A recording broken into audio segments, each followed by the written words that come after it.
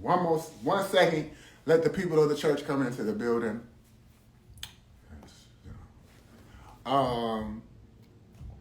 So, just want to make this real quick, get this out of the way. I wanted to do this a few days ago, but let me tell you something. I know that I was like, oh, I don't know Krayshawn like that, and I know she made music or whatever, but Krayshawn has a bunch of fans, baby, because they have been wearing my ass out. They got my Instagram live blocked for 4 days. So I could not be on Instagram live. So I'm gonna say that, like, I know that I didn't know about her and her ringtone, but baby, Krayshawn has the fans, honey.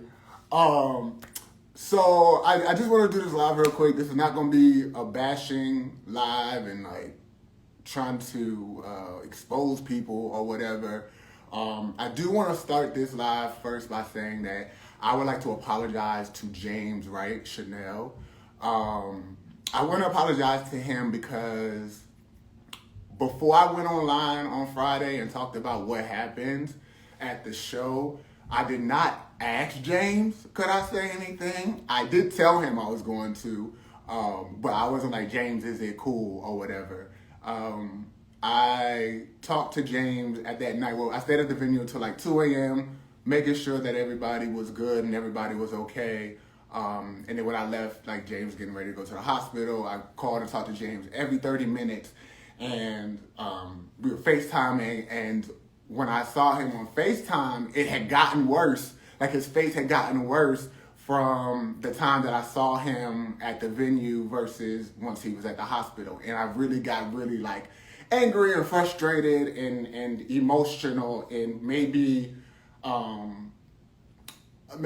like prematurely, I was like, James, I'm gonna call you back. I'm gonna get on Instagram and let everybody know what happens. And I didn't ask him, I told him that I was going to do it.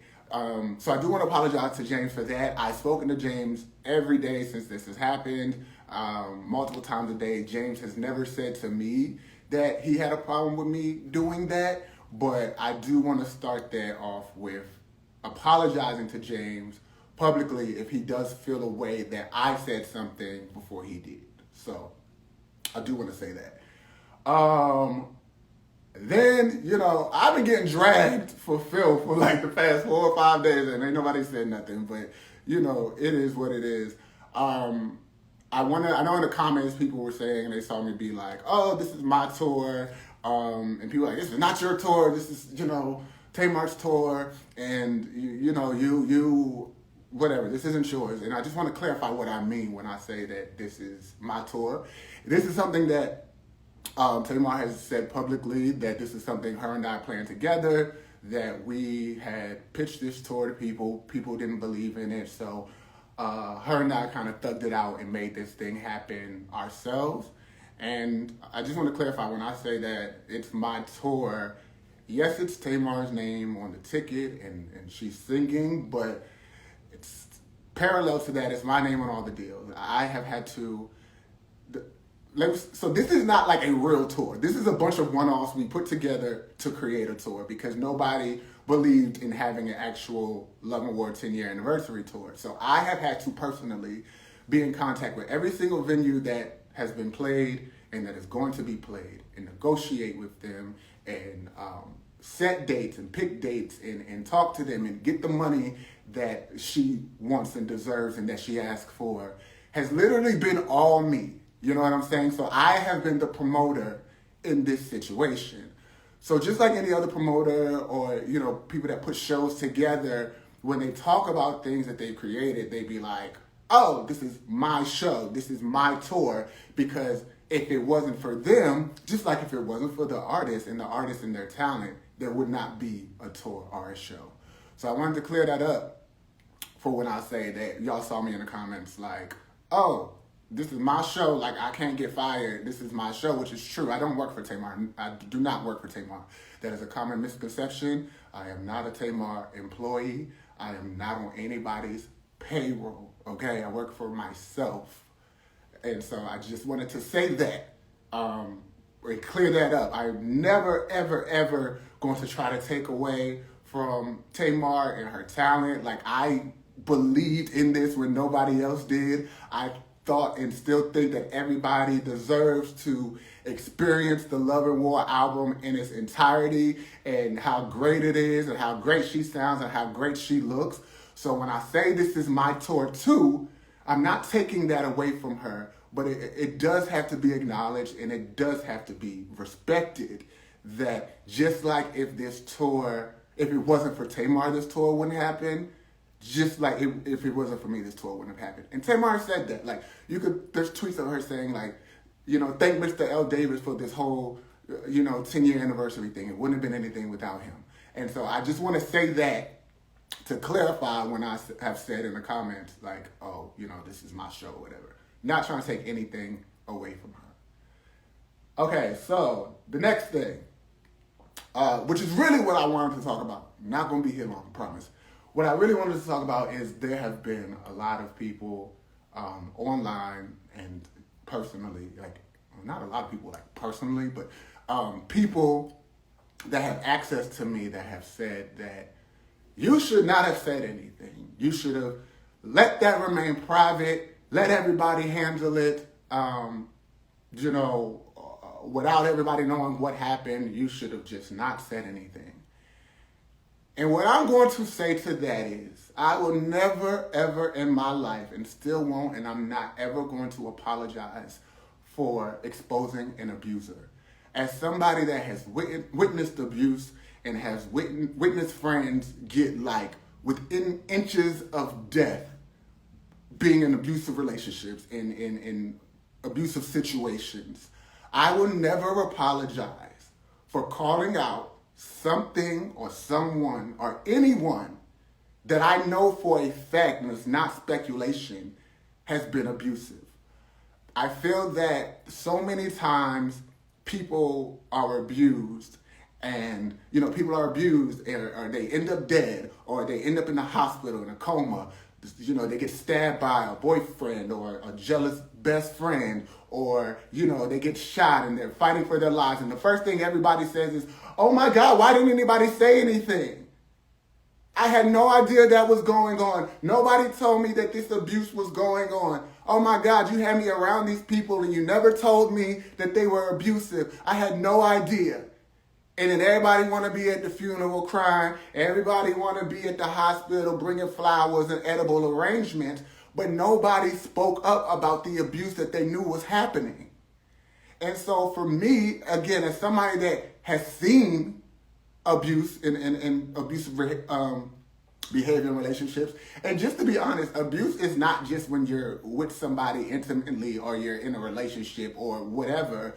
Abuse is when somebody is like verbally, physically, mentally abusive. That is abuse.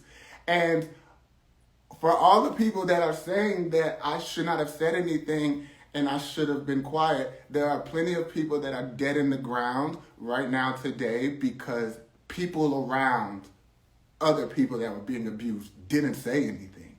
And they kept it quiet and they handled it privately. And then those people went on to abuse other people. And so I will never apologize for ever calling out an abusive person for attacking someone. And that's just that. And again, my apology is to James if James was not ready for that to be said, or, I didn't get permission from him or run it by him that I was going to say something. Well, I didn't ask him. I just told him. I'm like, James, I'm going to call you right back. Because when I saw James' face again on FaceTime, I was like, oh, hell no. I'm like, I'm getting on Instagram right now. And that's what I did. But again, I did not make sure that was okay with James first. So I do just want to say that publicly, that if James, dead ass, like, I talk to you every single day, multiple times a day since this has happened. I know you have not said to me that you are upset with me about that. But if you are, I do want to say publicly, I apologize to you for that. For saying something before you were ready for anybody to say anything. But again, I want to reiterate this. And I want to make this very clear. For any and everyone that is in the comments or saying, and they're worried about reputation and all this other stuff that to me, still to this day, doesn't matter. When somebody is physically hurt and assaulted, I will not apologize ever for calling out an abuser. And I actually employ people to do the same. If you know somebody's being abused, or like you just, it's the craziest thing to me that people are like, you should have not told the truth about somebody being abusive. You should have kept that quiet. You should have kept that behind closed doors. And I just feel, especially in the African American community, we do that so much. Everybody just always wants to say, no, keep that in the house. Don't tell nobody. Shh, kitchen table talk. And it's like, nah, dog, like, people are being, like, hurt.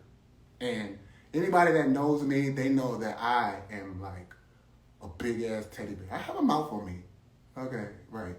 But I'm a big-ass teddy bear, and I really, really care, and I really, really love people. And it really, really, really upset me and made me angry when I saw James' face the way that I saw it on Friday. So, again, I do regret. Well, no, I don't regret. I do apologize if James is upset that I went online talking about it before he did. I do not apologize for calling out someone that has been consistently abusive, has abused somebody that I know. Now, James and I, aren't like best friends. We're not like, I don't want to make it seem like, oh my God, James and I talk every day, all day, and we do family dinner all the time and stuff. It's not that, but James is a person that I spend a lot of time with. James and I have had our hiccups in the past where we have butt heads a few times, but I would never want anything to happen to him. And to see that to happen to him and to know when and how it happened to him infuriated me. And that is why I jumped online that day. So, say this one last time, James, if you feel a way about me going online and talking about it on Friday before you got a chance to, I want to apologize to James for that. But I also want to make it very, very, very, very clear. I will never in my life apologize for exposing an abuser. I will never apologize for telling the truth.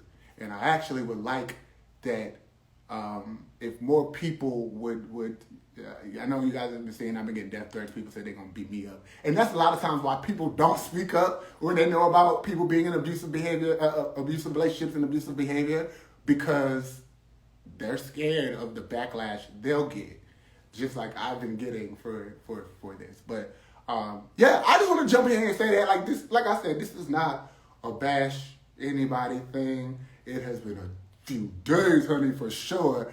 But I did just want to say that I am not going to be apologizing for not keeping this private. I think that is a huge problem, especially in the African American community, when people know that people are harming other people and don't say anything. That's not cool and that's not okay. And I'm never going to be that person. And whatever repercussions come to me because of that, that's on me. You know what I'm saying? But I know at the end of the night and at the end of the day, I'm going to be able to say, that was wrong. James was assaulted and you spoke up about it. And there's going to be nobody in this world that is going to make me feel bad about speaking out about abuse. And I'm sure many of you guys know people that have been in abusive relationships, abusive friendships, abusive, workplace violence, like all this stuff. And nobody ever says anything. And then, a person that's being abused ends up committing suicide. And everybody's like, oh, we had no idea that they were being abused. And it's like, yeah, because y'all shade people and shame people for speaking out against abusers.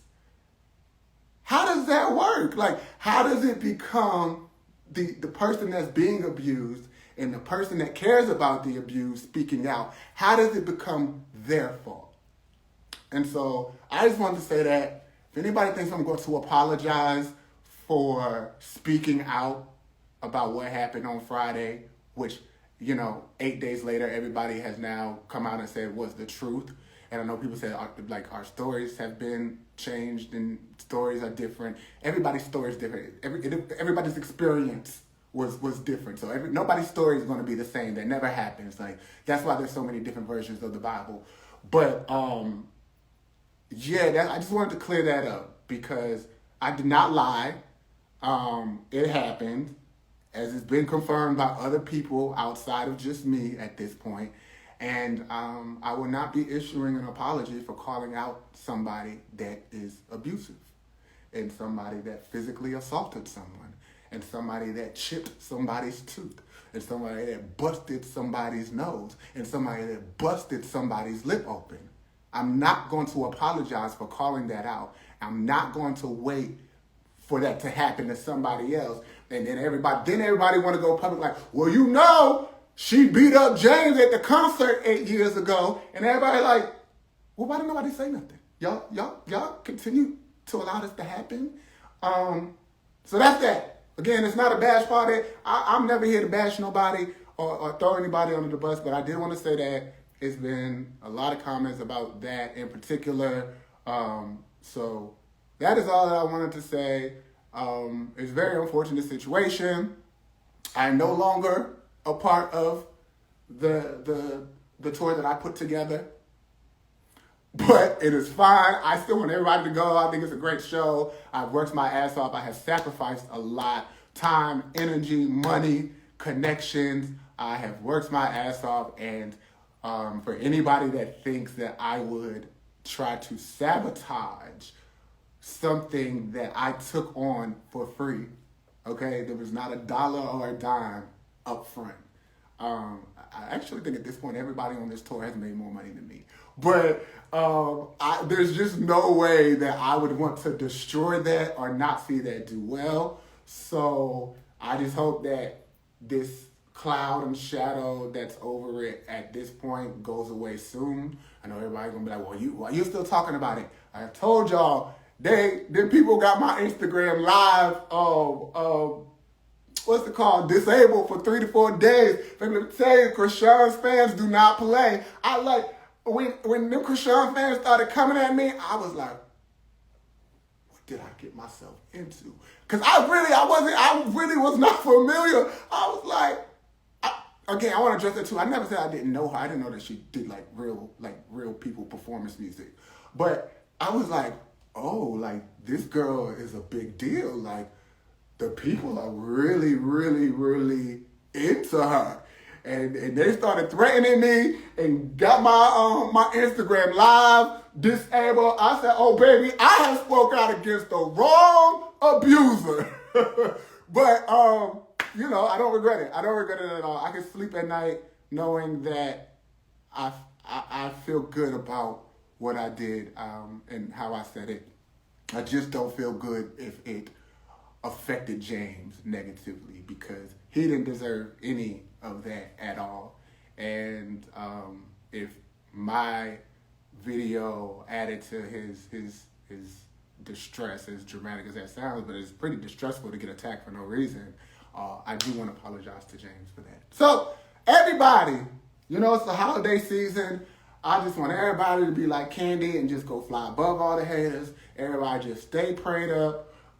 Again, I hope this cloud over this amazing project that I co-created, which is the Love and War 10-year anniversary tour, continues on, and that it does well, and there's nothing else like this that happens when I think they're still continuing on the shows that I booked next month.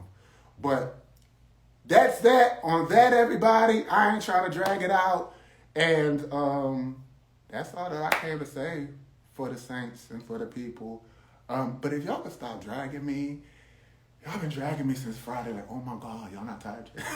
Y'all not tired of dragging me after telling the truth and speaking up for abusers, speaking up against abusers. But all right, that's it, everybody. Everybody take care. And I'm going on vacation. I'm mentally already checked out, but mentally and physically checking out as of this. And everybody have a blessed holiday. Thank y'all for coming. Thank me for speaking.